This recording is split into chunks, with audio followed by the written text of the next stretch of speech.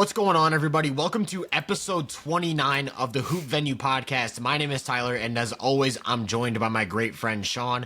At the time we're recording this, we are actually just one day removed from that big statement Lakers win over the Nuggets. They won by 23 points, and that's where we want to start the conversation, because I think the Lakers, moving out of the trade deadline, especially after the Mark Williams situation, the huge question for them was, how are they going to handle specifically centers, opposing centers? Because Jackson Hayes is the only big in their rotation as we speak right now. I don't know if they're going to figure that out. I don't know what the actual, I don't know if they're planning to, is the buyout, is that done? Is that deadline hit? They picked up Alex Len, if you want to count that. They did pick up Alex Len. I forgot about that. And actually, I kind of liked that move at first, but then the first couple games he played with the Lakers, I was like, I don't know about this.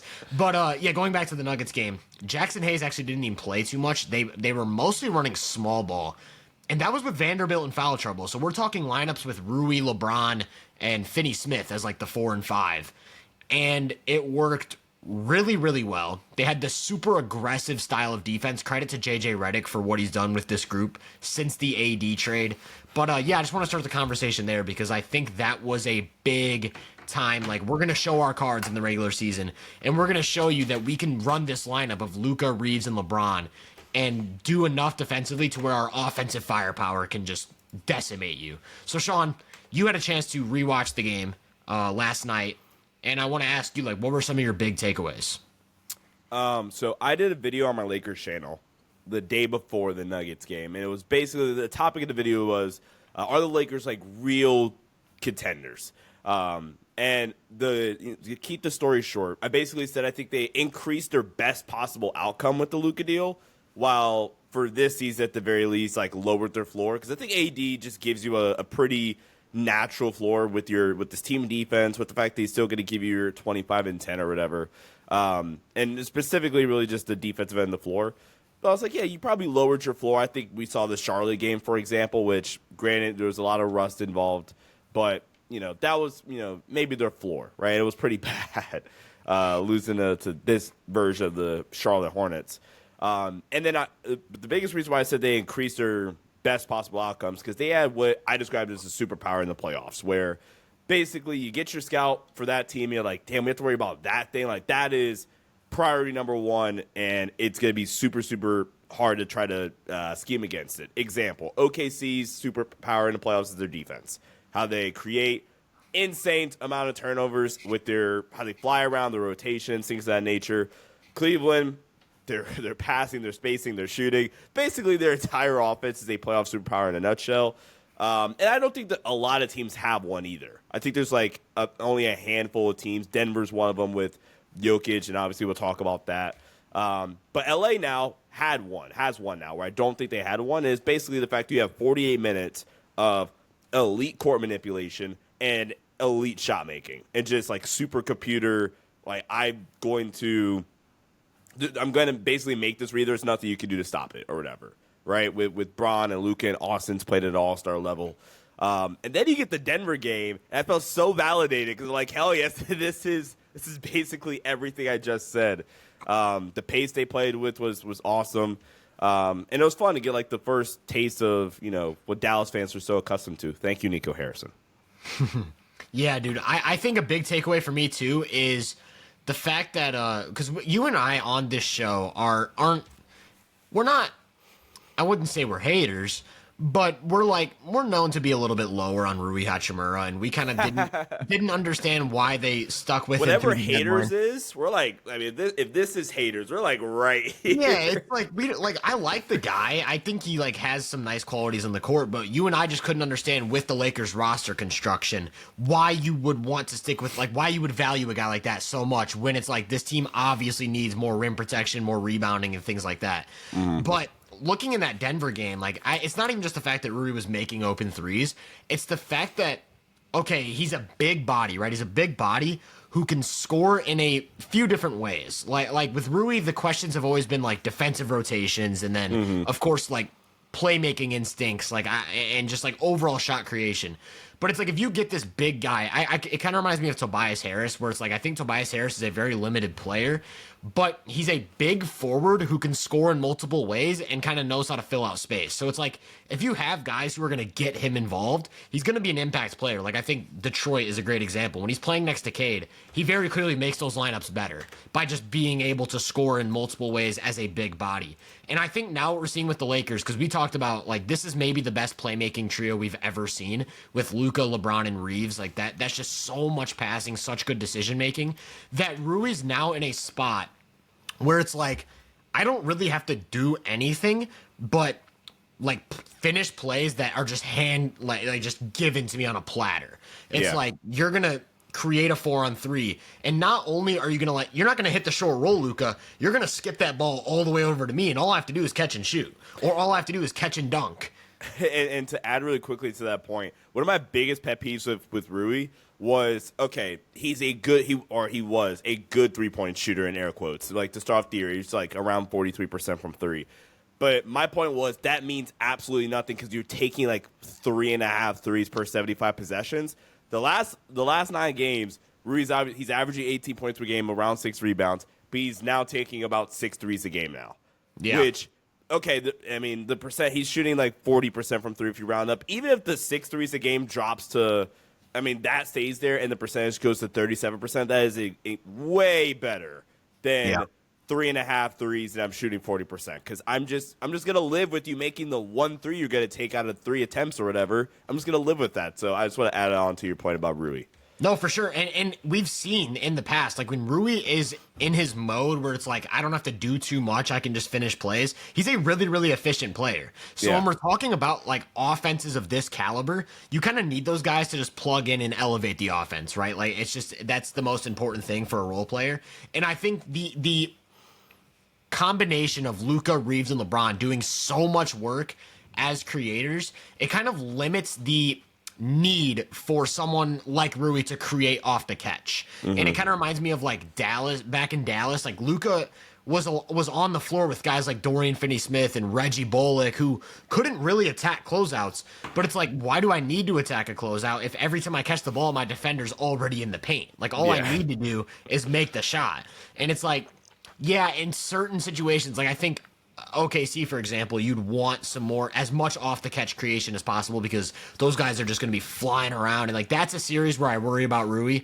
But against most matchups, like specifically just talking about Denver, because that's who they played last night, like open shot after open shot, making them pay. And it's because it all starts from the fact that Luka's going to pull Jokic into the action 30 feet out. And the defense has to give something up. They have to give something up at all times. And like, dude, that pass where Luka like forced LeBron into a stampede in the weak side corner. Yes. Yeah. So I'm like reacting live. It's after the game's over with. But so I made a tweet that did decent on Twitter. That's me being humble. And I'm like watching the film live. And my swear honest to God reaction was Luka WTF. That was the honest reaction. I had to put that out because that's not normal. And I hate that like Luka fans are like Mavs fans, or you're like getting on my ass for saying, "Oh man, look at this guy talking about a pass that's not even Luka's top 100." Which, first off, that's just stupid. But again, that's not normal. The amount of people in the league that can make that pass. I say Luka, Trey. I'm not even all the way confident. I think Bron. I don't even say Trey. I wouldn't even say Trey. I don't think Bron can like. I think Luka might be the only player in the league who can make that pass. That's not Glaze either. The other one, you know who else I would say can maybe make that pass is Halliburton, because that's kind of his style. That's kind of his style of passing. But like the list is 2 guys, 3 guys maybe. Because Jokic can't make that pass. Like Jokic can't make that pass, and it's just because of like the live dribble stuff. Like Jokic isn't in those spots. The third guy that like just popped in my head is like I think he's a better passer like to rollers than he is like with those advanced skip passes. He's obviously an elite passer. Is Harden. Yeah, that's the third guy that kind of crept in my mind. But if we are not saying Trey, then I would also kind of not say Harden then. Well, so my thing is like I feel like there's a lot of guys who can make that read, but it's the precision. Can't make the pass. It's the precision. It's like I can picture Donovan Mitchell making that exact same pass, but it's not landing right in LeBron's chest, curling into a drive. Bron didn't even want to cut. He was like spaced out. Yeah, he was ready to shoot. He forced him into a cut with such a perfect pass. And it's like my thought process all of last night too, with the offense specifically, was like, they really said LeBron needs the ball to make an impact. Like, dude, he was playing off of Luka to perfection. I think was that the first lob from Luka to LeBron in transition when Luka pushed the pace, threw it up to LeBron. They played so fast, I felt, last night, too. Yeah, I wanted to point that out. Some of that was Luka, because they're in that play specifically, the Luka to LeBron lob. Luka kind of started to jog down the court, and then it like hit him in his head, but he's like, wait, I can get a fast break. And then he just sped up and lobbed it to LeBron, and I was like, oh, man, this is kind of terrifying. Yeah, Lakers offense, like, we talked about it. I think we both agreed that they were, like, at worst, a top 5 offense now, and then at best, probably, like, second or third. Honestly, like, dare I say, and it's tough to say because Cleveland's just so historically efficient, but, like, I'm almost at a point where I think, like, LA might be slightly more scheme-proof than Cleveland against, like, the best of the best defenses. And what I mean by that is, like, I think in the second OKC game, they kind of forced Cleveland out of their comfort zone by just switching everything and making it so, like, because Cleveland's superpower, like you said, is their spacing, their ball movement, their shooting and passing and things like that. And OKC was like, we're going to switch everything. We're going to make you beat us one-on-one. And to me, as good as Mitchell and Garland are, I don't view either of them as, like, top-tier isolation weapons. Like, they're both, like, really good isolation scorers, but they're not, like, top of the league. Luka is a top-tier isolation player. So if you force him to play one-on-one, I do think he does more damage in those type of situations. And even then, can you even do that against the Lakers because of how much playmaking they have? Like, it's so crazy that the third guy in Cleveland, like, the third playmaker is Mobley. And as good as Mobley is, think about the playmaking gap between a Mobley and a Austin Reeves as your third guy. Yeah. That's crazy. And legit, Austin Reeves has been an all-star since December. Yeah. Like, he's been, and that's what I'm saying, bro. And that's why, not to continue, like, because I know we want to talk about, like, their defensive game plan against Jokic and how they made him so uncomfortable. But the notion that they want to be able to, like, play together offensively, we've kind of talked about this a little bit, I thought was so dumb. Because Reeves has proven at this point that he's a really, really versatile offensive player. They can play on and off ball. That's what made D'Lo and Austin actually work offensively. I mean, then obviously you have Bron and AD. It's a lot of moving pieces and all guys that, you know, operate really, really well with the ball in their hands. Reeves was the guy that was like, okay, I'll just, you know, play off a second side action and catch and shoot threes. Bron, D'Lo, y'all run the spread pick and roll stuff. We'll get AD his touches, and I'll just kind of fit in when needed.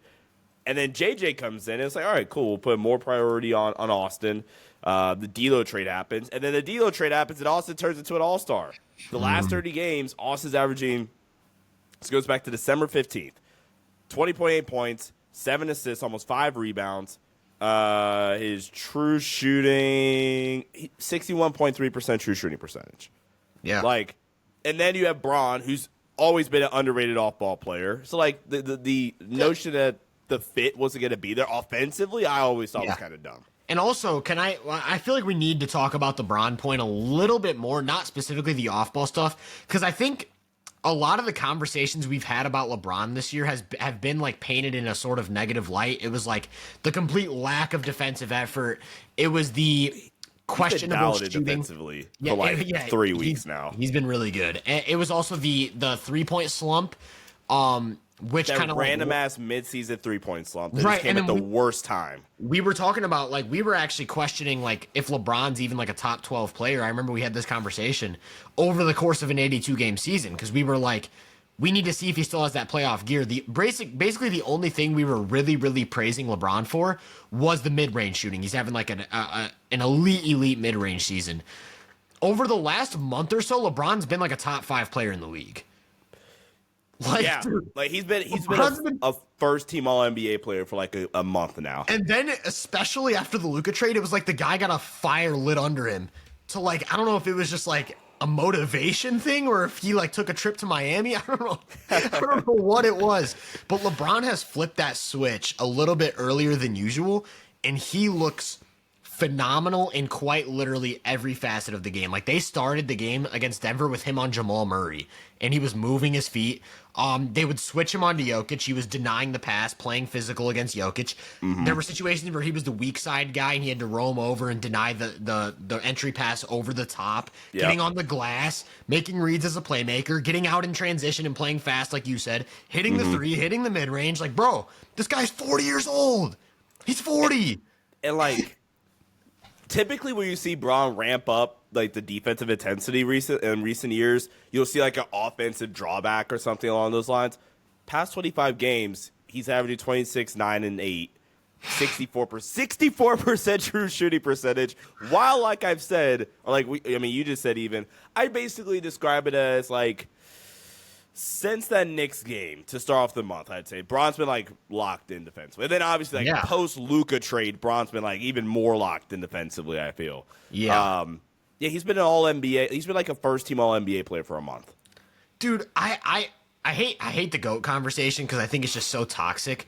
But every time I watch LeBron play, I'm like, no one in their right, honest mind, if you're trying to evaluate a career start to finish, can tell me that LeBron hasn't had the best career ever. There's no way. It's just so like if you want to say Jordan's better at his best, or like someone else, like it's usually a Jordan and LeBron convo, but like if you want to throw Kareem in there, sure, whatever. Go ahead. If you want to make the argument that Jordan's the best at his best, and your criteria is like I can't say someone's the GOAT if they weren't the best player ever at their best, I buy that argument, and I'm like, okay, fine. You can say MJ's the GOAT because like I actually do think MJ had the best peak ever. And it's like if you want to just say because it does kind of feel a little weird to say someone's the GOAT, but they weren't actually the best player ever at their peak. It kind of I see it, but if you are trying to evaluate a career start to finish and say who had the most complete career, there's no way. I do not think that's a discussion. LeBron is playing like a top 5 player in is this 21 or 22? I've already lost count. 22. And he's 40 years old, dude. So like, true story. This is why I would never do the GOAT debate again. I'm in Vegas for Summer League. This is back Westwood Lakers Nation, and I kid you not, we were at like a bar or something. We had there was a 2-hour GOAT debate about Bron and MJ. Where like one side of the table basically is like, no, Bron's the GOAT. The other side of the table is, no, MJ's the GOAT. And literally nothing got fucking accomplished. So I'm like, yeah, this is it. I'm done doing it. It's terrible. It's terrible. It's funny for me too because I live right outside of Chicago, so everyone around me is a just Jordan fanatic, right? Like they don't even think it's close. They don't think it's a discussion, and it's like you can't have a nuanced conversation about it. That's why I hate the conversation because it's literally talking in circles. Like no matter how much evidence I bring, and that's what brings me back to like. I just don't think a lot of people are honest. It's like if you think it's a peak argument, somebody here is not telling the truth. Right. It's like if you just think straight up like peak for peak, I think Jordan's the best player ever. Okay, that's your go. But if you were trying to tell me that start to finish, Jordan had a better or more complete career than LeBron James, you are not being honest with yourself. Yeah. And that's just where I'm at. Like I just think we need to appreciate that more because the GOAT debate, I hate it, but LeBron, we just have to give LeBron his flowers because what he's doing as a 40-year-old isn't just unprecedented in basketball. It's unprecedented in every facet of human existence. Like, this is just stupid at this point. It's like we take it for granted. And, like, I think even LeBron's biggest haters are going to have, like, a sinking hole feeling when he retires because it's going to be like, dude. What are they going to talk about? Dude, I was born in 2003. I've never seen a league without LeBron James in it. Twinsies. Yeah, it's like, dude, it's like we can't even fathom an NBA existing without LeBron James. Like that's cool to like think about though. Like I was able to see Bron's prime, Steph's prime, KD's prime. Yeah. Russ Harden's prime. Okay, side tangent. There is a player that I think in the moment I wish I appreciated their prime for would have been Harden. I was low-key a Harden hater. I did appreciate Harden. I'm glad I appreciated Harden. I also was a huge Dame fan during those years. I was such a big Dame fan. Yeah. I don't know if there's anyone I'd say I took for granted. I was a huge Kobe fan, but also like I wasn't too competent when Kobe was still in his prime. Right. I kind of like caught like the end, like the Achilles year with Kobe was like when I was a huge Kobe fan. I was a huge Lob City fan, dude. Lob City Clippers. Those Lob City teams we were really fun. like. I do think we grew up in the golden age of basketball, and I think like basketball and not to go on this whole tangent about basketball and like the state of basketball we're in, and the NBA sucks, ratings are down. I do think basketball continues to get better. Like, I think this is the most fun I've ever had watching a season of basketball. It's the most diverse I think the league has ever been. From a player skill set standpoint, from a team standpoint. That's why and I know we got to talk Jokic and Denver's offense at some point. But, like, the argument, the easiest way I can like know that you just don't watch basketball is if you try to tell me with a straight face that everybody does the same thing. Because that's always been the argument for like college compared to the NBA. It's like, well, you know, there's a lot more diversity with scheme and stuff like that. NBA, everybody does the same. Watch a Memphis game, watch a Rockets game, watch a Thunder game, watch a Nuggets game. Then go watch the Cavs, Knicks, Hawks, and then also go watch like I don't know, like a Mavs game or something, and tell me that like, right, go watch. You're a sicko. You watch Utah, but go watch all those teams and tell me that like those teams are like do the same.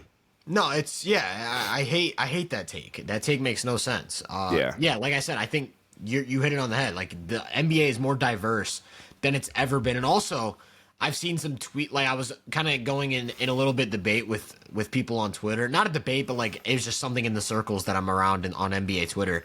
People were saying like, could you make the argument that the Cavs, Thunder, Celtics this year is the best top three in a single season in NBA history, relative to like the rest of the league?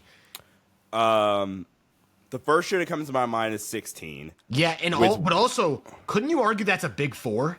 That's a big four, yeah. You have Cavs, Warriors, obviously, Thunder, Spurs. Is that where we're going? Okay. And that's like a huge gap after that. Yeah. And it's like, how do you even separate the 3 and 4? Like, it'd be Thunder and Spurs, but like, how do you separate those two? Because the Thunder won the series against the Spurs, but the Spurs had a better season start to finish. Yeah, regular season Spurs. That team was insane. You know who else came to mind in the discussion? Like, I saw people talking about it, and this was the one that I kind of almost thought was the best top three. 2013 Heat, Spurs, Thunder. I was going like same time frame. I think the first year that came around was 14, but yeah, I was a year late. That 14 Heat team wasn't great. It was like basically Braun being insane. It was like just a downgrade from the 13 Heat. In every way. And then the 13 Thunder, I think, were right there with both of those teams, but Westbrook was hurt in the playoffs, and they couldn't get past the... That's right. I don't know if they got eliminated by the Spurs or the Grizzlies. Memphis. I can't remember. It was Memphis that year. It was Memphis? Yeah, it was the grit and grind. Yeah. And KD was, like, in hell that series. So we're going those 3 years. So what, like 13, 16, 24? Or 25 it'd be. Yeah. Yeah, I mean, like, point being, the league is... Oh, dude, and it's also the deepest it's ever been. Not only is it arguably that the would best. Be the argument for 25. I think you're saying the argument for 25 is that okay, these are like the three, but like they're clearly the three, while the rest of the league is also really really good. That is a great point because you look at like 16 after those four, it's like what do you have the Raptors, the Hawks and Raptors. And then, like, out west... Oh, I guess the Clippers in 16, they were hurt. But yeah, like... At that point, I think we were all kind of over the Clippers, though. Yeah, in 13, the fourth best team was probably the Pacers with, like, second-year Paul George. The Pacers, yeah. Young then, Pacers. Like, the Grizzlies. Yeah. And now we're talking about, like, maybe the 8th best team right now is the Knicks or Grizzlies. Yeah, that's what I'm saying. That's the argument for 25 is that OKC's on a historic pace, and then they also have like 5 through 13 maybe. Dude, is so much better. Think about this argument for 25. The Thunder have right now arguably the best defense of all time relative to era. The Cavs have arguably the best offense of all time relative to era. And you could argue that neither of those two teams are the best team in the league right now. Because it could be the Celtics. Oh, yeah. Okay. The Celtics could be the best. Wait, the Celtics Speaking just of which, register. Celtics just had like a marquee performance. Okay, we need to get back to the Lakers and Nuggets. I think gun on my head, I go 13. Gun on my head, I go 13. Although That's 25 is That's depth the one. argument. 13 was the team the one that I went with because that was like peak Thunder, peak Spurs, and peak Heat. Okay, Lakers Nuggets defensively for the Lakers. Like I said, Jackson Hayes barely played, and they didn't have a backup big. They just went small ball.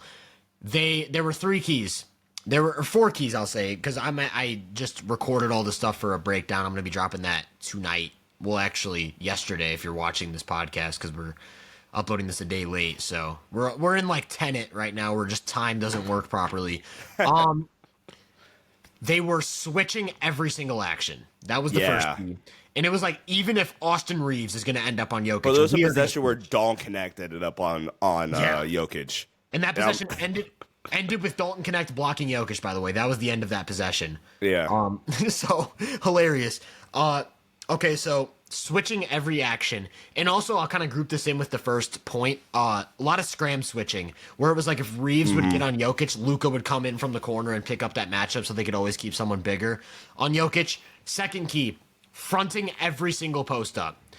Fronting every single post up and like a physical front. Like there were times where they'd be face guarding Jokic in a front and like holding him like this and not letting him even extend his arms to catch a pass, which I think that might be a foul. I don't know how that works, but they were definitely physical for sure. Yeah, they were physical. Might have been fouling him a lot of uncalled whistles, but you can get away with that against a 300-pound offensive player. That's kind of how it's always worked. You're allowed kind to of Shaq argument, yeah. Right, you're allowed to be physical with huge guys. Third key, anytime they were fronting the pass, the weak side guy was going to come over and play the pass over the top. So basically the entire scheme was, we're not going to let Jokic touch the ball in the post. If he wants to touch the ball, he's either going to have to run point guard or he's going to have to post up on the three-point line. He's not catching the ball inside the paint. That's literally what it was. So, and then it's like, yeah, you can make that skip pass to Gordon in the corner because that's who they're doubling off of. But it's like, first of all, no one on the Nuggets besides Russ can make that skip pass consistently to Gordon. Jamal Murray can't make that pass. Michael Porter Jr. sure as hell can't make that pass. Christian Brown can't make that pass. So it's like, you have a tough skip pass. What'd you say? I said respect my GOAT, Christian Brown. Christian Brown, yeah. I love Christian Brown. I bet. None of them can make that skip pass. And then, even if you do, the Lakers are like, yeah, we'll let Aaron Gordon and Russell Westbrook shoot 7 threes. And I think the scariest part is that both of them shot really well from 3 and the offense still tanked. The Nuggets as a team shot 39% from 3 and had a 104 offensive rating. So it's like, that's kind of like alarming in my opinion. And then the fourth key was if Jokic does catch the ball, which he did like probably 9 times all game in the post, in the low post, I should say, immediate double from the weak side. Double from the weak side. And it's like, we are going to just fully swarm Jokic. And it got to a point where like, I think it affected him mentally. Like, he stopped being aggressive. He started making a lot of careless, lazy passes. He threw back-to-back passes out of bounds at the end of the first half. And it was just very uncharacteristic. Jokic ended up... these numbers were crazy that I pulled for the video. This was maybe the best individual defensive performance I've seen on Jokic from a team. Like, just in terms of slowing down Jokic. Not the Nuggets as a team, but slowing down Jokic individually. He matched his season low with only 7 shot attempts. He made only 2 of them, which meant he shot below 30% from the field for just the second time this decade, in the 2020s. Below 30%, second time this decade. He also had 6 turnovers. So 2 of 7 shooting, 6 turnovers. Nuggets had a 104 offensive rating. It was just a complete masterclass. It was a defensive masterclass, and I really hope we get this in a series because I would love to see Jokic try to adjust to that. Yeah. The Lakers. So I want to give JJ Redick some credit. I feel like I've kind of been later to the party on giving JJ his credit.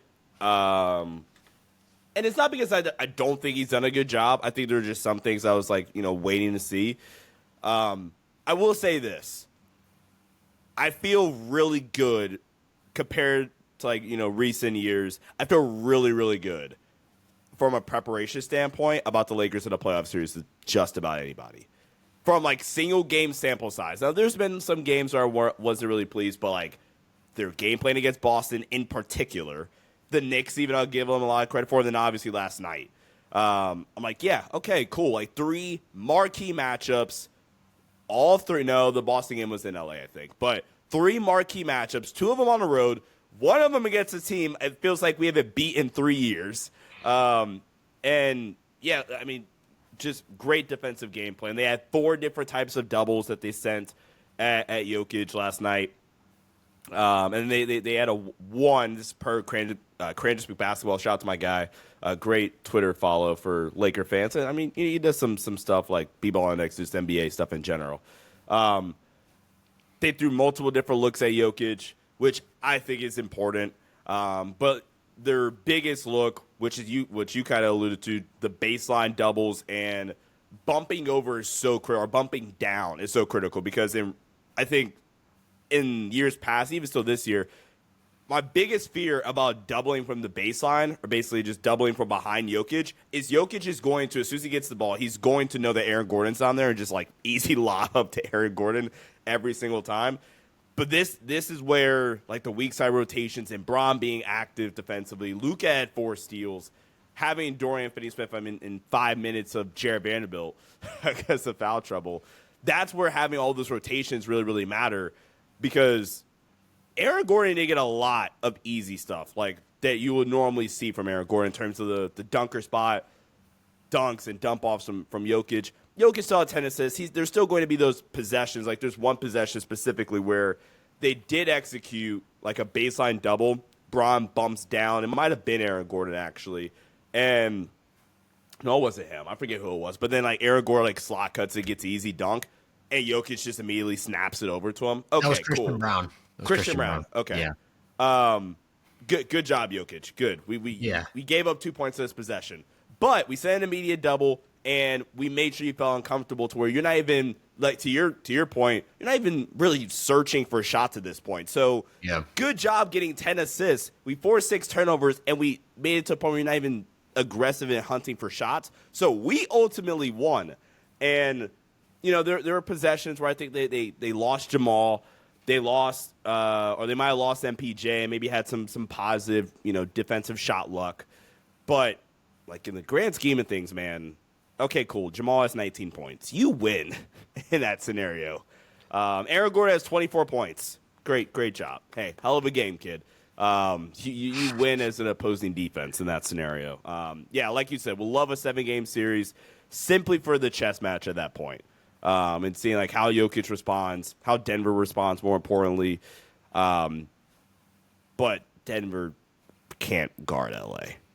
Yeah, I agree. So let me ask you this then. So, as a Lakers fan, who would you rather see in a series between Denver and healthy Dallas?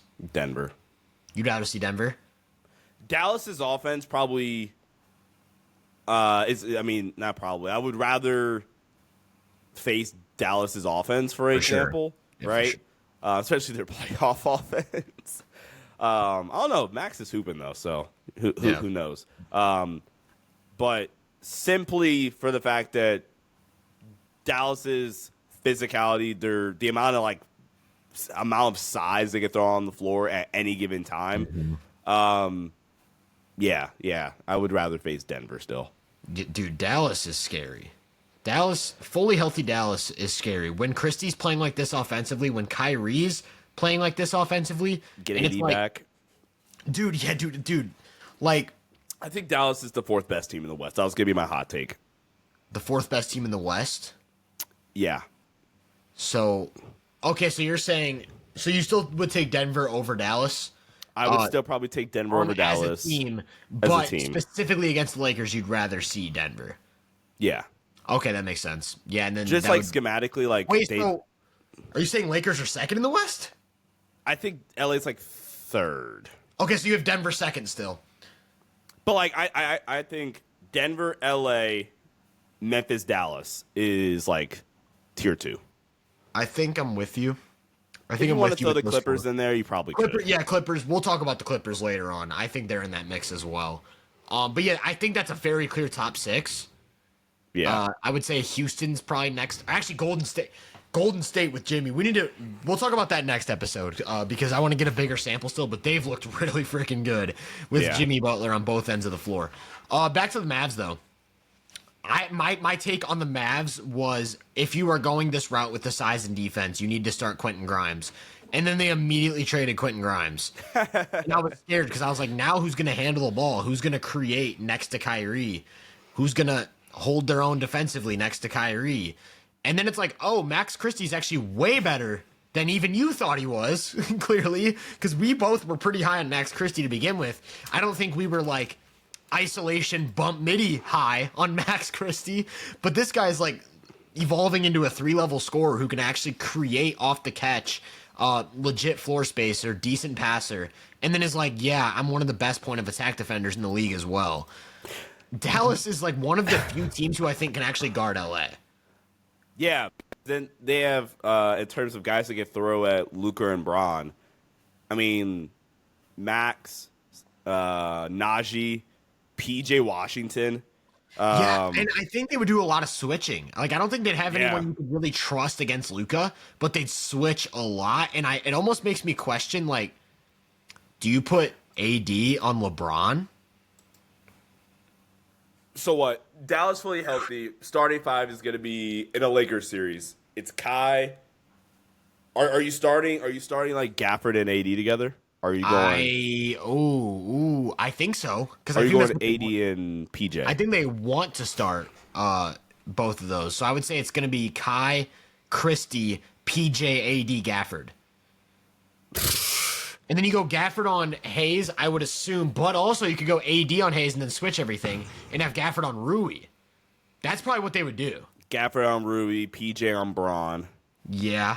And then Christie on Luka, Kyrie on Reeves. And actually, like, Kyrie's not a strong defender, but I feel okay about him on Reeves. Like, I think that's a fine matchup. The way I feel about Kyrie is basically if he is your weakest defender, I feel really, really good. Yeah, he's fine. Like, he's a perfectly fine. And he works hard. Like, again, in that Clippers series, he was a really good defender against the Clippers in the playoffs. Yeah. Yeah, dude, I think Dallas is like the. You got Najee coming off the bench. Dallas is scary. Dallas is really scary. And of course, it rides on them actually being healthy because, like, I think Lively, Gafford, and AD are all hurt right now, right? Yeah, they have no big. Moses Brown, isn't he on their team now? I think they picked him up, yeah. It's like, that's their big. Yeah, so obviously this hinges on them being healthy, which is obviously a huge deal. But, yeah, dude, when they have their full roster, they're like top 8 or 9 is in my opinion, pretty clearly the second best defense in the NBA behind OKC, the best rebounding team in the NBA. And just Houston? I'd say they're a better defense than Houston. Okay. No, rebounding. Oh, rebounding. Defensively. I think Houston has them offensively because they're the best offensive rebounding team like ever. Damn near. Yeah. Defensively, I think they're the best. But no, Houston plays the exact same way as Boston. That's right. My bad. Yeah. I was like, where are you going with this? My bad. Yeah, so I think they're the best defensive rebounding team in the league. I think they're the second best defensive team in the league. And if Kyrie and Christie are both playing like this, alongside a 25-point per game guy in AD, dare I say they're an above average offense in the playoffs. They're a really, really good team. And I'm actually to a point where I think fully healthy, I'd say Dallas is the second best team in the West. I can't get there. Like I said, I have them 4th. I think it's a hot take, but that's kind of where that's I'm hotter at. than mine. I think you said it was a hot take when you said they were the 4th best team in the West, and I'm like, wait, hang on. So I think that's not even too hot because how I would view it is okay. If we're OKC's tier 1 in the West, and if tier 2 is a big group of teams. So again, going through them really quickly: Denver, LA, Dallas, Clippers, Golden State, Houston. So that's like 6 teams, right? I would have a divider, I guess, in that given tier. And I think like the clear top of that tier still is Dallas, LA, Denver. Okay. So like I guess it's not the craziest thing in the world to have Dallas as 2, because I think that is the like 2 through 4 for me. I forgot Memphis too somehow. But so yeah, it's not the craziest thing in I'd the world. pretty easily take Dallas over Memphis in a series. Fully healthy, yeah. I think I would pick all 3 of those teams against Memphis in the series. Yeah. So I guess Memphis is probably more in like that second group of teams then, just naturally. That just worries me a little bit because of the John Morant stuff. Like he just has not been a good scorer for like this entire season, and they kind of need him to be in the playoffs. I think my thing with Denver or Dallas is like I kind of talked about it when the trade first happened before they had actually played a game. But the thing for me with Dallas is I think Denver is better over the course of 82 games. I think Denver's probably just like a better baseline playoff team. But I think Dallas is uniquely structured to match up with the best teams in the league. And I think that's more meaningful. So maybe it's like, I don't know kind of how to get my thoughts into words. Bad podcasting on my part. But if I'm thinking about OKC, Cleveland, and Boston as the top 3, like those are the 3 teams to beat, I think Dallas out of this group has the best chance of beating all 3 of those guys. All 3 of those teams, I should say. Sure. And that's kind of where I'm at. Because I look at Denver. Denver has 0 chance of guarding Cleveland. They would get decimated in a final series. They would get picked apart. I kind of feel the same way about Denver against Boston, too, low-key. I think Denver could defend Boston a little bit better than they can defend Cleveland. But like you said, it's the 5-out. It's like Jokic can't cover all that space. That's how you attack Jokic. That's what the Boston series is. Yeah, it's like the 5-out. Cleveland is, okay, we're just going to spam pick and roll and make Jokic like guard in action. And DG and then if you hedge, we have Mobley and Allen big to big connection. And it's just, what do you do against that? I think Denver can guard OKC decently well. Yeah. But OKC can guard Denver really well. Yeah. Really well. And then it's like Dallas, I think, is like they throw a unique punch where it's like, we're going to win the rebounding game by 20 points. We're going to overwhelm you with size. We're going to have the super versatile defense that can cover a ton of space. Dallas is just a pain. Like they're the annoyance, I think, to face. Rather. And I think Dallas has the second most lineup versatility in the league behind OKC. Yeah, because Dallas, you can go AD at the 5 whenever you want. Yeah, like basically. And because against Cleveland you can run AD and Gafford to match the double bigs. Yeah, but against Boston, if they're going to go Porzingis at the 5, it's like, okay, we'll go AD at the 5 and we can still cover everyone. Yeah, we'll go AD at the 5, PJ. Maybe we'll go more wing based in that series. Yeah, put Clay on the floor for some more shooting. Yeah. So if that's the big 3, so I'm curious what your thoughts are. Like, okay, so we talked Denver against those 3, Dallas against those 3. Who's the worst matchup for the Lakers? Because I have my thought, and I'm curious what yours is. The worst matchup for the Lakers, I think, has to be Cleveland. Okay. Is that who you were thinking? Yeah, because I was on the I did the pod last night. I was like, ooh, as a Laker fan, like, don't kill me, potential Laker listeners. But I said, if Boston and Cleveland are facing the conference finals, so you just so happen to get there, I am rooting for Boston in that series. Yeah, because, I agree. And I think Cleveland torches you. My big thing is, I think Lakers' 2 biggest weaknesses as a team, not just as a defense, but as a team, are secondary rim protection and point of attack. And am I crazy to think that would just be like Dallas-Boston 2.0? Maybe. Yeah, I kind of see where you're coming from. If you want to just switch, I mean, okay. and Cleveland already does that. Like against Boston, they switch Garland onto Tatum all the time, and they're just like, we'll live with one-on-one. We don't really care. And yeah, dude, I'm thinking about it, and it's like I said, 2 biggest weaknesses: point of attack and secondary rim protection. How are you going to stop Garland and Mitchell from dribble penetration while also not giving Mobley and Allen dunks? You can't. That's what I'm saying. Like, if you talk about the Lakers want to switch. Yeah, the Lakers want to switch everything still. I mean, okay, cool. Like, but who's guarding Donovan Mitchell at the point of attack? Okay, we switch, and now we get a good matchup. But okay, it's like Evan Mobley turning into a legit matchup hunter this season, like, changes a lot of it. Yeah, and it's just because they've been putting Mobley in deep corner instead of dunker. That was like one of Kenny Atkinson's big adjustments is have him in like deep dunker and then dive. And it's like, do you trust either LeBron or Rui to roam and play, like tag a roll, and still recover to stop Mobley on a deep dive? Like, dude, neither of those guys are getting up with Mobley. Yeah. Neither of the, not even J-Dub could do that. And J-Dub's like maybe the best non-big rim protector in the league this year. And it's like even he could not get up with Mobley. Yeah. He's got like a 7'3" wingspan. Yeah. Even Draymond couldn't get up with Mobley in that matchup. I'm scared of playing Cleveland. So yeah, I'm glad we're on the same page there. Yeah, and then I'd say they'd rather see Boston than OKC. I'd say of those three that least I'd say don't want to see Cleveland, probably don't want to see OKC, but would have to. I would think if they're going to go through that path. And then Boston, I think they want to see the most out of those three. Yeah. Yeah.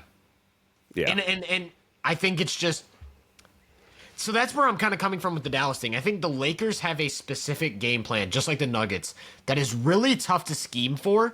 But I think Dallas has the most unique punch that you can't, and it brings me back to what I said with the trade. You can't scheme for size and athleticism. You either have it or you don't, and Dallas has it dialed up to 1,000,000. And Dallas losing a playoff series is basically going to come down to, like, do they score enough? Or are they hitting enough shots, basically? It's not going to be a lack of athleticism or size necessarily, or like lack of defense even, where Denver and LA could get a playoff series against a Cavs or against the Thunder, for an example. And it's we just can't. And I'm thinking like against OKC specifically, I'm thinking this current Dallas roster just completely neutralizes Chet.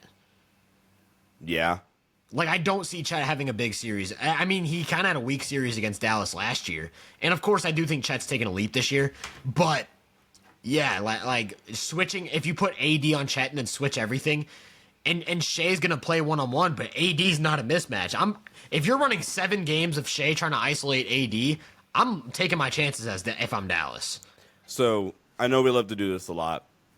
Is the best case, like, hypothetical second-round matchups, is it 7 games of Dallas, OKC, Lakers, Denver, and then out east? It's the Knicks. The Knicks make it tough because any matchup like Knicks or Boston or Knicks or Cavs, that's like a 5-6 tops game series. It's gonna be Knicks Boston. It's gonna be Knicks Boston in second round. Knicks Boston, like I could get by like Cavs Pacers. That could be fun. Cavs Pacers, is that who it would be? Pacers Bucks.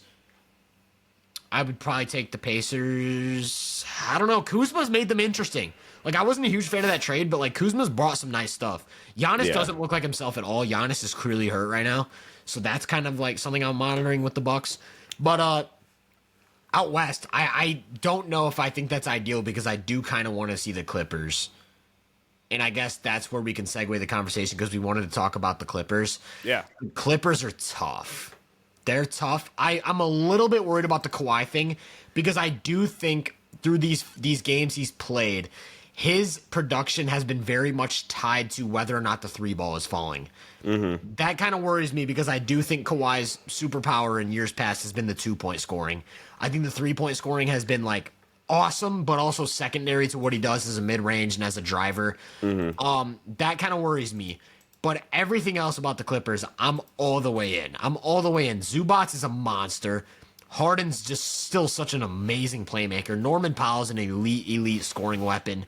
Derek Jones Jr. off the bench now. Freak athlete, versatile defender.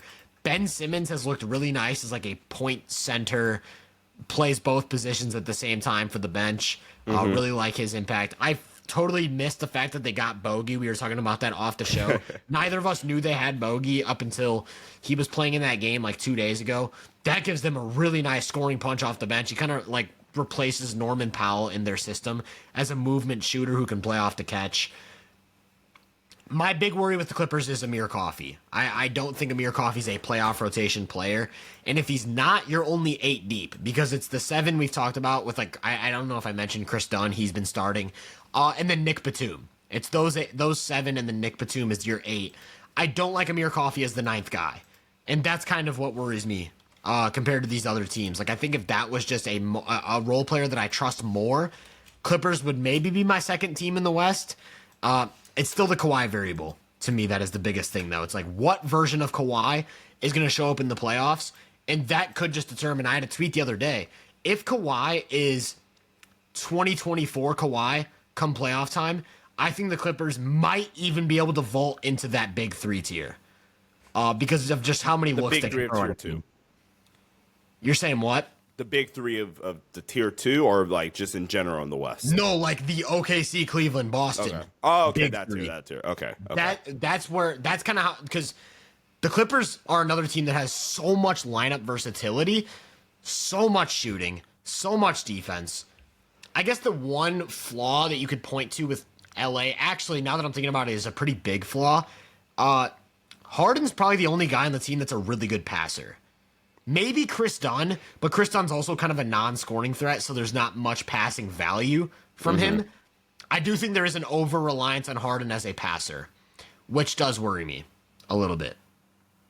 Yeah, I think we've seen that kind of in playoff runs in the past, or really like last year, or really any team Harden's kind of been on. It's like, you put an over-reliance on him as a passer. I do think that's something that in certain matchups can cause a problem for the Clippers.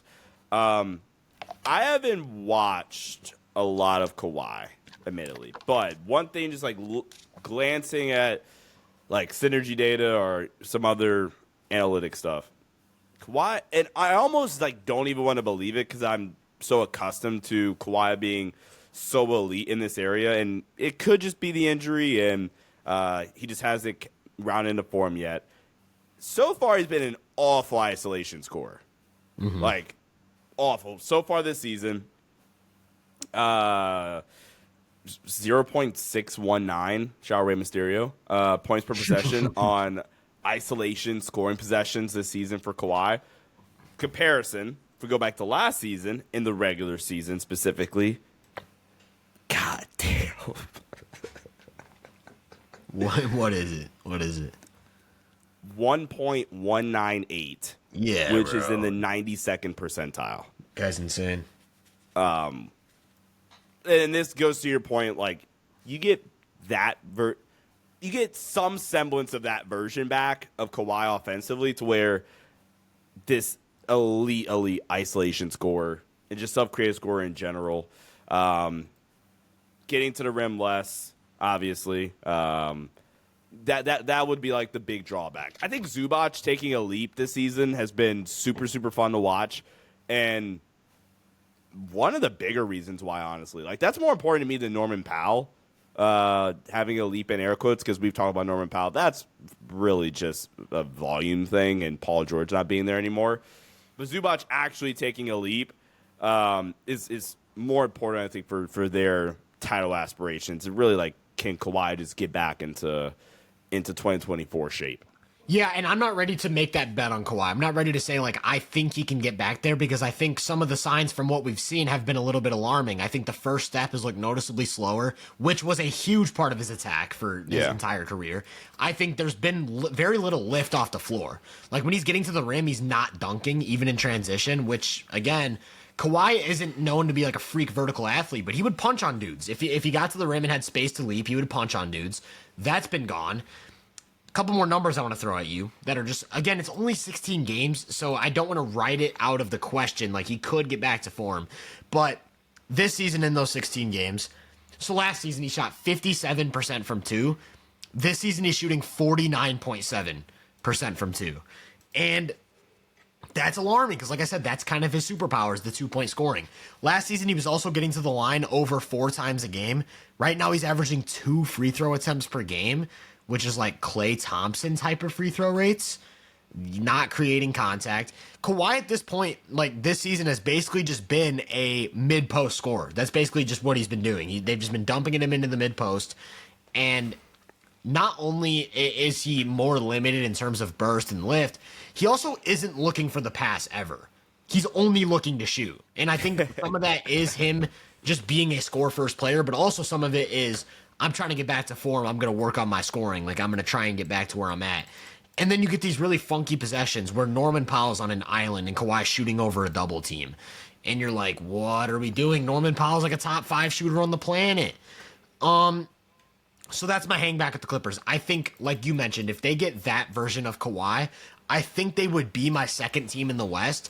But he hasn't shown anywhere near that level of play. So for me, the Clippers are still bottoming out this tier. So I think if I was actually, I'm just going to ask you then, how do you rank these 4 teams we've talked about so far? Lakers, Nuggets, Mavs, Clippers. Oh, that's easy. And Denver. let me like frame the question a little bit better in terms of percentage to win the championship. Yeah. Yeah. Yeah, I think I'm staying with my original ranking. Denver, LA, Mavs, Clippers. Okay. So I got Mavs. I'm going to go Mavs, Nuggets. Lakers or Clippers, dude. I don't know what to do. I think I'm going to go Lakers just because of what I've talked about with Kawhi. That does worry me. Although, I do think Zubats... I don't know. My head always goes to the matchups. I'm trying not to think about it as Lakers versus Clippers. Because I'm thinking, like, Clippers, I think, are kind of a bad matchup for the Lakers. But also, that has basically nothing to do with title odds because they probably won't see each other. You know, like, they probably won't. Like, they're going to have to go through the other teams. It would be the conference finals, probably. Yeah, so Lakers, I'm going to go Lakers over Clippers. And it's because of the Kawhi thing. Like, I guess where my head's at, Lakers, I think the Thunder dominate both of these teams, but I think Lakers have more of a long shot chance of beating the Thunder just off the backs of like Luka, LeBron, and Reeves having a great series. I think the Clippers' offense against the Thunder looks absolutely horrific. Yeah. And that's kind of where I'm at. So, and then, so you went Nuggets, Lakers, Mavs, Clippers. Mm-hmm. I'm going Mavs, Nuggets, Lakers, Clippers. How do the Grizzlies fall into that for you?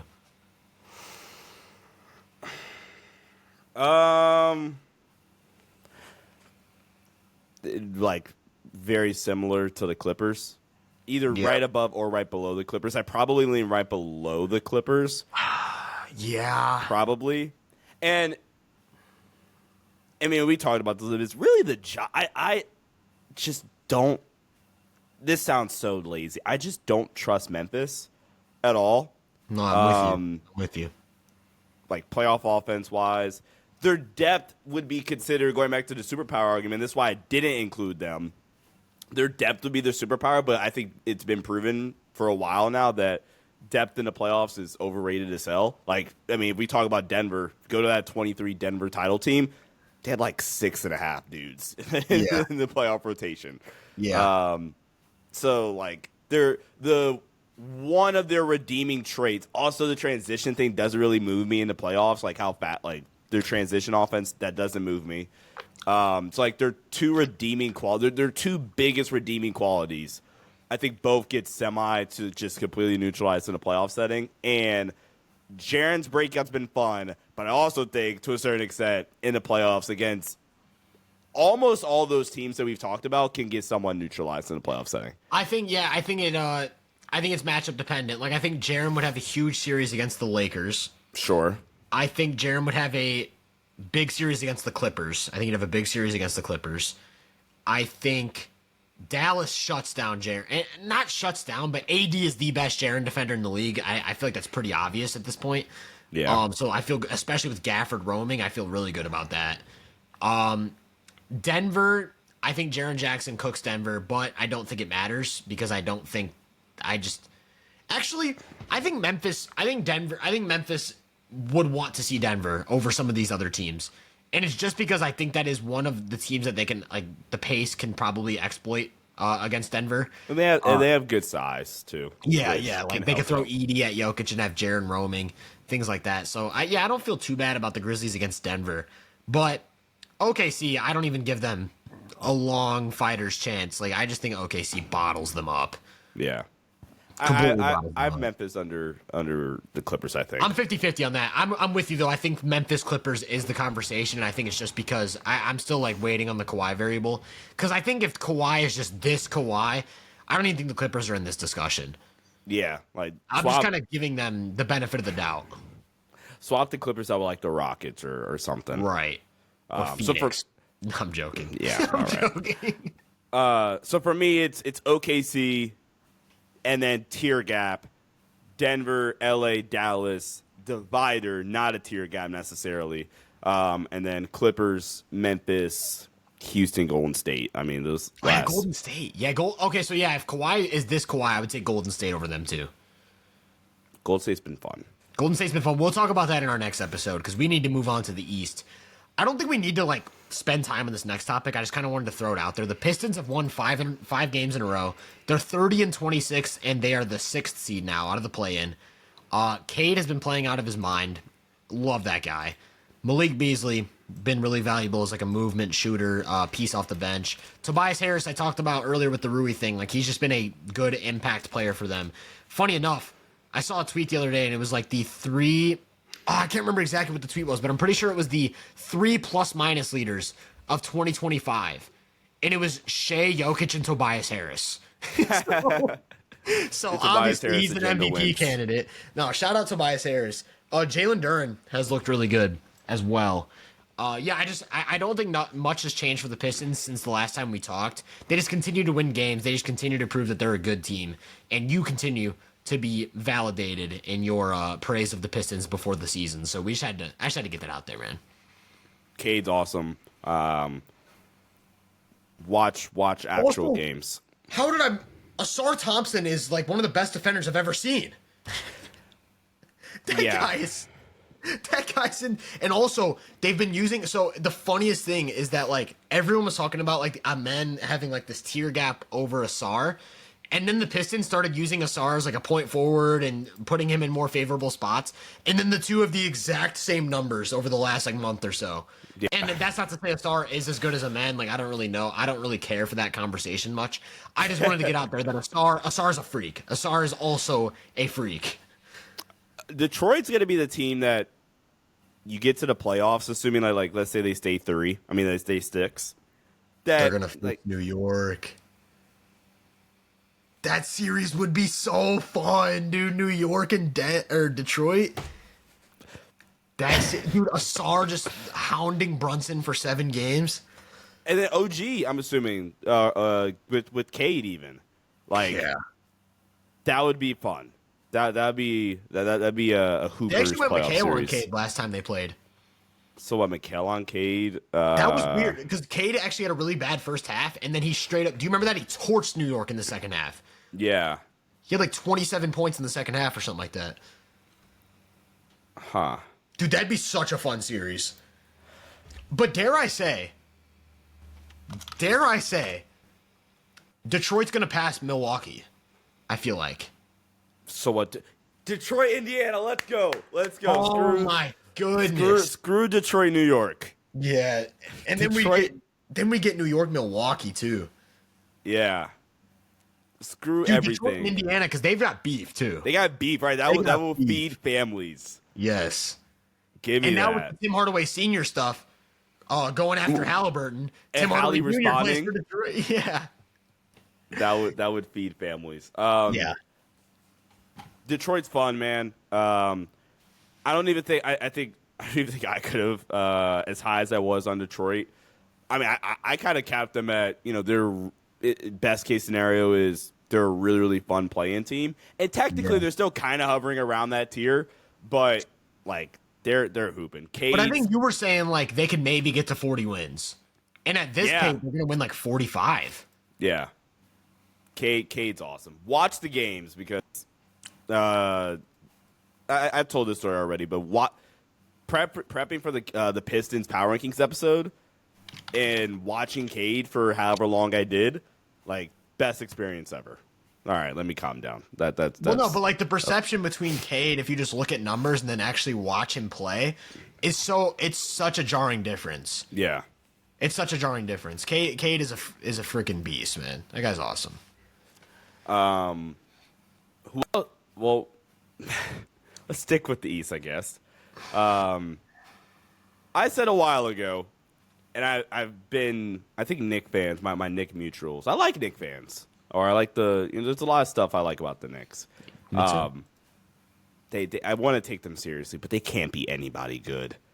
No, like, anybody that's serious, they can't beat. They're after today because they just got blitzed by the Celtics. Yep. They are 0-7 against the Cavs, Celtics, and Thunder. Yep. And in most of those games, they haven't even like posed a threat in most of those games. I actually think they were pretty close with OKC. Like, they only lost by 10. The first time. Yeah, the first time. They only lost by like 10, and Brunson was hooping in that game. But in all of these other games, like against the Cavs, they lost by like 40 the other night. Like I said, they kind of had like a fake comeback against Boston, only for Boston to blitz them in the fourth again.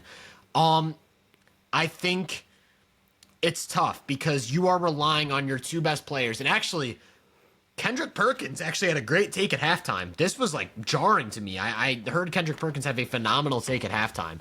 He said, and maybe I wouldn't go this extreme, but it was the point that mattered. He said, Brunson's a bottom 5 defender at his position, and Cat is a bottom 5 defender at his position. And you are trying to build a championship team with those as your top 2 guys. And I was like, wait, Kendrick Perkins is kind of cooking. Yeah. Kind of cooking with that one. I think Cat is a very weird player where you get the most offensive value out of him as a 5, very clearly, because of the spacing stuff he brings to the table. But as a 5, he just is not a tenable full-time defender unless you have one of those game-changing defensive fours. Like, the only way I can see Cat at the 5 working is if your 4 is like Jaren, Mobley, or Bam. And that's about it. Yeah. Besides that, like, or if it's like, I mean, if you got like Wemby, but that's not, that doesn't exist. That's the only way you can make. Yeah, I was gonna say Luka happened. You never know. They could trade Wemby for Brunson. No, but in all seriousness, Cat at the 5 only works if you have this game-changing defensive 4. OG's a great defender. He's not that. And I would even say one of OG's biggest weaknesses is that he sometimes loses cutters. Like, he has a lack of awareness at times. You cannot have that if Cat is your 5. You cannot have a guy that's losing cutters and stuff like that. OG's kind of superpower defensively is that he can switch across the board. There's no switching when Cat's on the floor. I think Mikal has actually looked really, really good defensively over these last, like, few weeks, months, whatever you want to call it, at the point of attack, using his length to bother the ball and stuff like that. Josh Hart's not a bad defender, but he's also not good enough to where it's like Brunson and Cat are on the floor. Josh Hart, we need you to like have a huge impact. He's not that type of guy. And so that's the problem, because the Knicks have basically tried to copy Boston's roster construction offensively. And it's like, yeah, we can match your firepower, Boston. Except Boston is having that offensive firepower while having like 5 all-league defenders. Yeah, like, they have no negative defensive player in that starting 5. They have nobody below Dude, like. You could. It's crazy. The worst defender in their starting 5 is Porzingis. It's like, and I don't even know, like, is he? In the playoffs, because I think this season it's been Jaylen Brown. But Jaylen Brown in last year's playoffs was a freak defensively. Yeah. I would even go as far as to say as Jaylen Brown was better than Derek White defensively in last year's playoffs. Jaylen Brown was hooping. And then it's like Derek White is your worst defender? Or Al Horford or Porzingis? Like, dude. That's the problem. New York basically copied Boston's roster construction, and it's just worse in every way. They're smaller. They're worse at protecting the rim. They're less switchable. They have less shooting. How are you supposed to beat Boston if you're just a worse version? Yeah. And then how are you supposed to beat Cleveland? When You don't. That's how. You don't. New York's just a fun team to watch, and they'll be a second round exit. And you know what bothers me so much about the Knicks thing is I think Brunson is one of those very few players in the league. I'd say Jokic is one of them. I'd say Shea is one of them. I'd say Luka is one of them. I'd say that's probably the 3. Brunson is the 4th guy and probably the only guy where you can legitimately have like these decrepit offensive lineups that are just a bunch of defenders on the floor, and he will drag you out of the mud. Because of his difficult shot making, because of his isolation creation, because of his ability to draw fouls, he can get you out of the mud. Like, the Knicks' late game offense is literally, let's give the ball to Brunson, let's move out of his way, and he's going to just drag us to a win. And it works, because he's that good of an offensive player with the ball in his hands. He never turns the ball over. It's ridiculous. Brunson is that type of guy, and then they've basically just said, let's just, like, supplement him with as much offense as possible. And then it's like, yeah, now you have a top 3 offense in the league or a top 4 offense, whatever they are. But you can't stop anybody good. You can't stop anyone good. You can stop the Brooklyn Nets. Yeah. Yeah.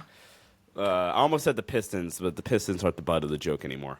The Wizards, you can hold the Wizards to like 105. And that's what's funny because the Knicks have this thing where they're like on the season they're like 16th or 17th in defensive rating, but against the top teams they're probably like a bottom 5 defense because they giving up up 120 and they have 140. these fake defensive games against like weaker teams, but against Boston, Cleveland, OKC, you're not getting stops. You simply are not getting stops. Any quality team. Yeah. Again, want to believe in New York. They have a lot of like Brunson's awesome. Cat is honestly getting maybe too much praise at this point. And dude, and you know what I hate? Like, I love all of New York's starting 5 individually. That's what I'm saying. Yeah. I love Brunson. I love Hart. I love McHale. I love OG. I love Cat. I also love Deuce McBride. I love Mitchell Robinson. Deuce. Credit to Mitchell Robinson. Things could look different when he's back. So I don't want to, like, completely write off the Knicks because if they have a fully healthy Mitchell Robinson, that does give them a significantly different defensive look.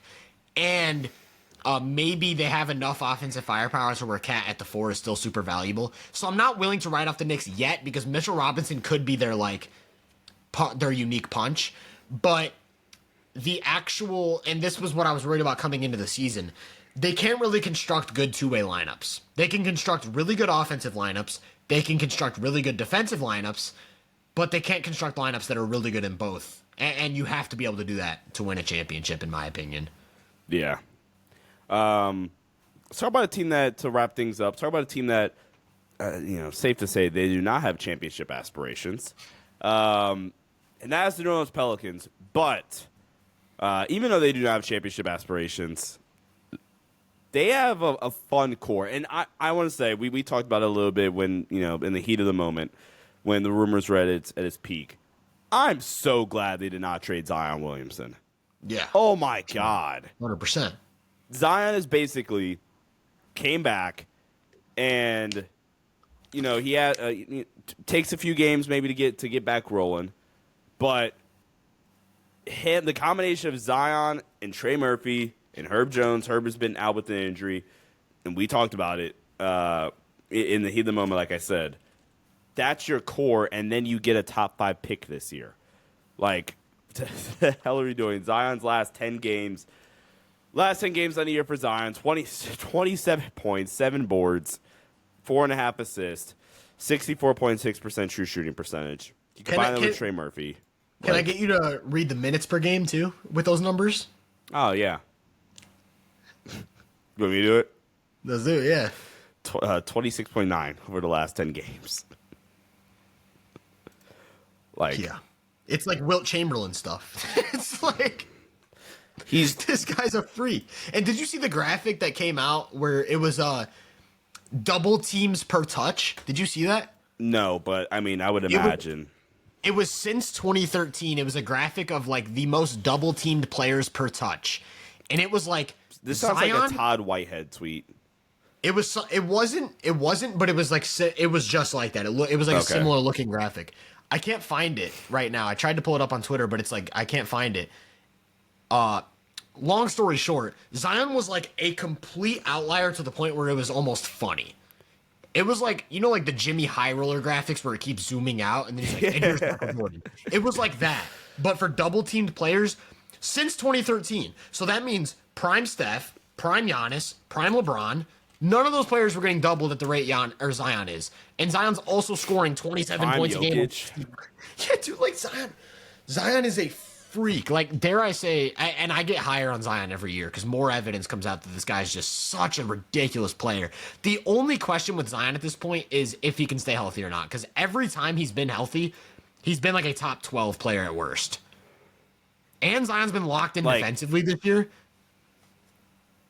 Like, I think Zion is... Giannis is the only other player that I would say. But, I mean, Giannis right now obviously dealing with the injury. But Zion's, like, just the best player in the league in terms of, like, I'm just going to get a paint touch and there is nothing in the world that you can do to stop me. Like, yeah, it's ridiculous. He's got the body of like... He has the body of nobody. Nobody has that body. He's 6'6", 270, whatever he is. He moves like John Morant. Like, what do you do? What do you do with that? And the Pelicans will have him in lineups that have zero space. And the defense doesn't matter. The defense will be taking away his left hand, and he's like, you know what I'm gonna do? Get to my left hand. It's like, what do you do? That's what I'm saying. Like it's Giannis adjacent. I think I'm saying this right. Yeah, Giannis adjacent. Where it's like, okay, we're gonna do this, and we're gonna eliminate. Like you said, we're gonna eliminate you or try our best to eliminate you to getting to your left hand. And it's okay. Still gonna get to my left hand. I feel like Zion is the most, and it's crazy to say in a league that features Jokic and all these guys, but Zion to me feels, when I watch him, it feels like the most inevitable player in the league. Where it's like, dude, I always go back to that playing game against the Lakers. That was. I think AD's the best half-court defensive player in the league, and we talked about that. That there was nothing LA could do. Zion was hunting for AD. And then AD 40. was sagging off, and he was like, hey, AD, I know you're a good rim protector. Here's this left hand. And then here's another one. And here's another one. It's like, dude, Zion is a ridiculous player. And also with the way Trey Murphy's been playing, averaging like 25 over the last month or something crazy. Herb Jones, still out. Going to be coming back soon. We talked about this at the trade deadline. Zion, Trey, Herb. Anyone else can go. They already got off Ingram. I'm glad they did that. They didn't get a crazy return, but I'm glad they finally like chose the direction. Zion, Trey, Herb. Get rid of DeJounte and McCollum. Get what you can for those guys. That's your core three. Now get a top 5 draft pick. Don't let them get Cooper Flag. Don't let them get basically any elite draft prospect because literally just take who your best player available is and it will fit a need. And also Eve Meese's looked really good. Jordan Hawkins I still like. Like, that's a core 5. Yeah. I think DeJounte is one of the more overrated players in the league. Overrated. I almost said under. One of the most overrated players in the league. But you get him back next year. And the scary thing about Zion is, just talking about, like, rim frequency. This is the lowest year of his career in terms of rim frequency. Like, 49% of his shot attempts this season have been at the rim, compared to like 65% last year, 72% the year before. So like, let's get a full year, and honestly, some of that is just like him getting back from the injury and things like that. Get the full year of basically what he's been over the last 10 games, but like he's taking 65% of his shots at the rim again. But can I point out though, some of that has been he added a bump midi to his game in like within 10 feet. Within 10 feet, he has a legitimate mid-range jumper now. Big development. Last year he shot 40% from 3 to 10 feet. This year he's shooting 49% from 3 to 10 feet. And to your point, not to cut you off, like last year he took 32%. 32% of his shots came in that short mid-range area. That increased to 45% this season. Yeah, and it's like a legit bump midi. Stop and pop midi, and it's like, oh, you're going to overplay the paint with 4 different defenders. I'm going to get to a max vert. He jumps so high on his jumpers that you can't contest them. Also, getting to the line 9 times a game. So there's that, too. Like, New Orleans is a sneaky fun team to watch for the rest of this season, and then they're a sneaky fun build heading into next year. Like, just please give us the full season of Zion. Zion is averaging 28 2-point attempts per 100. That's how much pressure he generates, and that's got to be free throws. 1, right? Is that number 1? It's not. I don't know who would be higher. A 28 2-point attempts? Could it be Giannis? That's the first name that popped into my head. I don't know. But he's averaging... Low key, maybe I'm glazing, but like like a guard name is Shea. We're like just 2-pointers in general. Shea. It could be Brunson, yeah. Those would be the only 2 guards I think would take that many 2-pointers. Yeah. Brunson and Shea. I gotta throw this number at you. So Zion's only playing 28 minutes per game on the season, which is his absurd. Box score numbers are a little bit like dragged down per 75 possessions, which is what we always like to do to adjust for pace and things like that. Minutes per 75, Zion is averaging 32, 9, and 6 on 59% true shooting. Like, bro, what are we doing? What are we doing? Please be fully healthy next year. Yeah. And we kind of had it last year, and then he just gets hurt in the play-in. Zion's last 2 games, 33 points on 72% shooting in 28 minutes, and then 29 points on 73% shooting in 27 minutes. He hasn't cracked 30 minutes yet this year. This guy he had 40 and 28 minutes against the Kings. This guy is stupid. I love Zion, man. Zion and Trey. Zion, Trey, and Herb.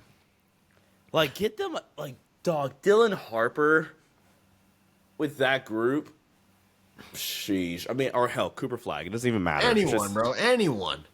Do you think if they got Cooper Flag, would they make Zion their point guard? And go like Zion, Trey, Herb. Zion, Trey, Herb. Dude, how do you... Bro, imagine trying to score on Zion, Trey, Herb, Flag, Misi. Yeah. Like, Zion's, like, the worst defender in that group, but, like, okay. Probably, yeah. But, dude, the amount of rim protection in that lineup? The amount of rim protection. You still have Herb and Trey on the perimeter, too. You could probably use Flag as a point of attack guy, too. Yeah. If you need to. And then you switch literally everything. You switch everything and still have, like, a capable rim protector. Yeah. And then it's like not, and then we're gonna run and gun in transition because also Herb is an elite transition scorer for no reason. That's like the one thing he does offensively besides make corner threes is that he's really good in transition. Yeah, to hammer the point home, Zion Williamson really really good. Might actually be a top 10 player right now. It's just kind of hard to say because they've won 13 games or whatever. It's like we still haven't seen him in the playoffs. Closest thing we got to that was him hunting for Anthony Davis and making him look like food. The guy's a freak, and anyone who says that Zion didn't pan out as expected isn't watching. Because yes, the injuries suck, but this is exactly who Zion was supposed to be coming out of Duke. Yeah. This is him. The on-court product is exactly what he was, like, hyped up to be. He just has had some of the worst injury luck for any player not named Joel Embiid. Yeah. Yeah. But that's going to do it, man. Appreciate you guys listening to episode number 29. Let us know down in the comments what you think of all this stuff, like Lakers, Nuggets. Let us know also, because we ranked our top, like, 6 Western Conference contenders. You guys should let us know how you feel about that, because I already know. There's so many different ways you can order that. I feel like everyone kind of has OKC at 1, but after that, it's just kind of a bloodbath, so I cannot wait for the NBA playoffs. But let us know how you guys are feeling about that mix. Let us know how you guys are feeling about the East as well, like the Knicks. How do the Knicks stack up against the Pistons, the Bucks, the Pacers in a series? That's another interesting conversation. Make sure you follow us on social media. My stuff's all under at Tyler Britton _ or Hoop Venue on all platforms. His stuff is at Sean _DAVI on Twitter, on Instagram at Sean _Davis23. If you're listening on Spotify or Apple, make sure to leave a 5-star review. That would be greatly appreciated. And if you're watching on YouTube, make sure you like and subscribe. That's going to do it for episode number 29, and we will catch you guys next time for episode number 30. Curry.